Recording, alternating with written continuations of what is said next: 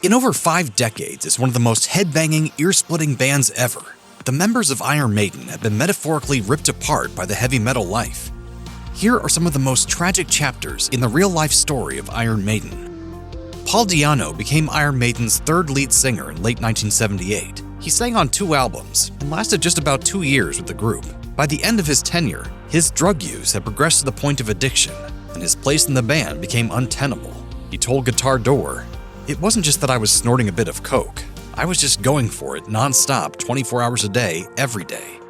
Aware that he had an issue, Di'Anno wasn't sure he could stay with the band, which was quickly becoming more popular and booking dates months into the future.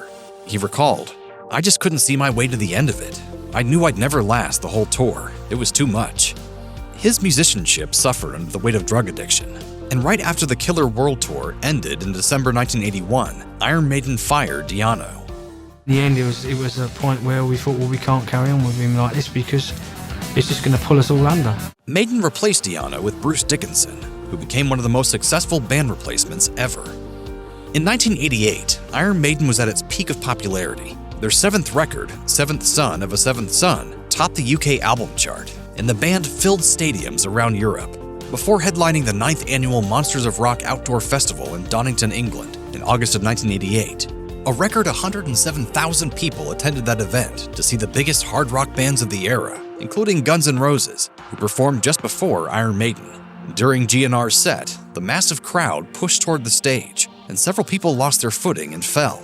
2 young male fans died as Guns N' Roses watched. Iron Maiden, who were waiting to go on, didn't know what had happened when they took the stage. Band manager Rod Smallwood told Classic Rock, "I considered whether or not to tell the band, but decided against it, as it would serve no purpose and make it immensely difficult for them to play with their hearts in it, which would let down an awful lot of fans." He broke the news of the deaths after their set, recalling, "When I told them what happened to these poor kids, they were devastated." When singer Bruce Dickinson left Iron Maiden in 1993, the band hired Blaze Bayley, formerly of the metal band Wolfsbane. Bayley played on 2 albums, but while his bandmates valued his contributions, large swaths of the fan base rejected the new singer. Bayley told One on One with Mitch Lafon, "There were a lot of people who just resented me and actually hated me for being in Maiden, because they blamed me for Bruce leaving." Bayley thinks public opinion was swayed by factors beyond his control, sharing, "CD sales were down for everybody worldwide because bits of plastic weren't selling anymore. And it was a time when a lot of old-school Maiden fans did not want Blaze Bayley to be the lead singer." The largely negative reviews for the Bayley-centric Iron Maiden albums, which took on a darker, more progressive rock tone, certainly didn't help the situation. Iron Maiden agreed to let Dickinson back in the band in 1999, leading to Bayley's abrupt departure. "I was just gutted by that. I think it took me about 4 years, really, before I kind of accepted what had happened." Iron Maiden drummer Clive Burr played on the band's first 3 LPs, then was fired after the release of The Number of the Beast in 1982. Burr played drums for a succession of bands in the 1980s, but noticed a gradually worsening tingling in his hands by decade's end. In 1994, he was forced to seek medical attention when the issue affected his drumming. He told Classic Rock, "I kept dropping things. I couldn't grip properly. I could barely keep hold of my sticks." After a battery of tests, exams, and doctor visits, Burr was diagnosed with primary progressive multiple sclerosis, an incurable disease that eliminates protective covering on the nerve fibers in the brain and spinal cord, eventually leading to a total lack of mobility. Burr's health steadily declined, and in March 2013, he died in his sleep at his home in England. He was 56 years old. In a statement on the band's website, Iron Maiden guitarist Steve Harris wrote, "This is terribly sad news. Clive was a very old friend of all of us. This is a sad day for everyone in the band and those around him." Iron Maiden lead singer Bruce Dickinson learned that he had throat cancer in 2014. It was a terrifying diagnosis, not only because cancer can be fatal, but because oral cancers can lead to diminished ability to talk or sing. Dickinson, a lifelong non-smoker, believes a sexually transmitted disease he acquired through oral sex helped the cancer develop. In a 2015 interview with SiriusXM, he explained, "It's a virus, HPV, human papillomavirus. Doctors had discovered 2 cancerous tumors." Dickinson told Rolling Stone, "There was a 3.5 centimeter golf ball-sized tumor in the base of my tongue and a strawberry-sized one in my lymph node." And I thought, you know what? Even if my voice changed completely, it still doesn't mean I can't tell stories. Maybe I have to tell them a different way. The musician went through a rigorous and aggressive treatment regimen, including 33 sessions of radiation and 9 weeks of chemotherapy. The treatment worked, and Dickinson's doctors eventually pronounced him cancer-free. As of 2024, he remains in remission. As a cancer survivor, Dickinson stepped into an awareness and advocacy role. At a spoken word show in 2022, he shared, "I quite enjoy talking about it, because you kind of demystify it a little bit for people. It's a scary thing. I have to say that the therapies that people are coming up with now are so on the edge and successful that you really do stand a very good chance, because half of us are going to get cancer, and it's not a death sentence anymore, and you can deal with it." Dickinson fell in love with psychotherapist Patty Bowden in 1988, and they married in 1990. After 30 years and 3 children together, the couple announced their separation in November 2019, having quietly split up in 2018. Dickinson moved to Paris to live closer to his new partner, fashion blogger Liana Dolci, while Bowden remained in the family home in West London. That's where she was discovered, dead, reportedly by a housekeeper in May 2020. An ambulance was called to the home, but authorities, some of whom entered the home wearing anti-contamination suits due to the ongoing COVID-19 pandemic, pronounced Bowden dead upon their arrival. Dickinson made a public statement saying, "This is a terrible tragedy which appears to be a tragic accident. Our children, Austin Griffin and Kia, and I are devastated. Out of respect for Patty, we won't be making any further comment at this hugely difficult and painful time for our family." No official cause of death was ever publicly revealed. Bowden was 58 years old. Martin Birch wasn't a guitar-wielding metal musician, but he was extremely influential in developing and popularizing the genre through his work as a producer and engineer in the 1970s, 1980s, and beyond.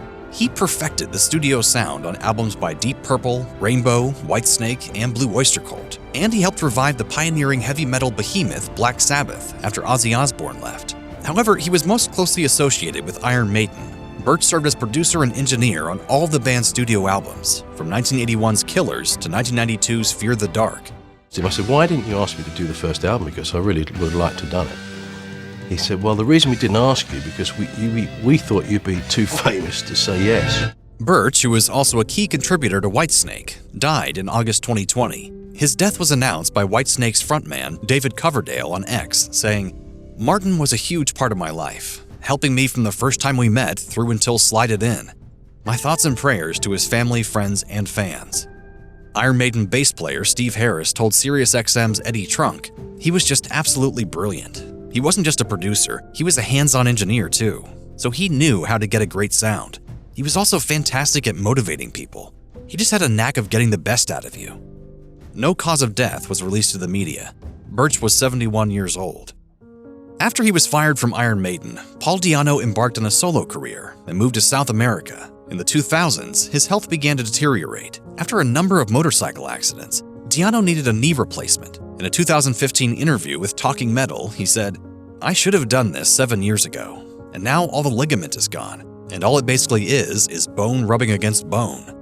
He added that he'd also been diagnosed with the bone density disease, osteoporosis. Di'Anno still performed, but required a wheelchair. In May 2016, Di'Anno canceled a tour due to a medical problem for which he was hospitalized. And finally, in 2022, after long stretches of treatment for various medical problems, he at last had knee surgery in Croatia. His medical bills were paid for with a crowdfunding drive and the assistance of his former Iron Maiden bandmates. His health problems had left Di'Anno virtually broke. Di'Anno told MB Live, "I ran out of money. It's been very expensive. Because when I first got sick, I had to get medevac from Argentina, which cost me a lot of money. When I arrived in England, I only had 45 minutes to live, with sepsis and that. So they pumped me full of antibiotics. I spent 8 months in hospital." In 1982, Ronald Burr, father of Iron Maiden drummer Clive Burr, died of a heart attack at the age of 57.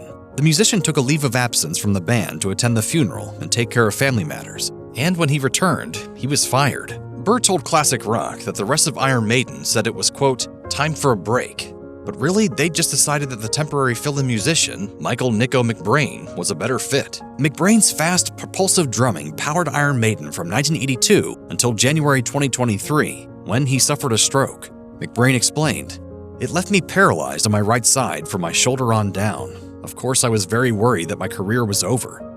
After nearly 3 months of grueling occupational therapy, McBrain said that he felt his health was about 70% of what it once was, adding, "I feel 100% well, but I unfortunately haven't been able to give you lot 100% of my performance." McBrain was able to play with Iron Maiden on some 2023 tour dates, And in a February 2024 interview with Brave Words, Dickinson said, "Honestly, what he did on the last tour was nothing short of amazing. He started learning to drum again because he couldn't hold a stick.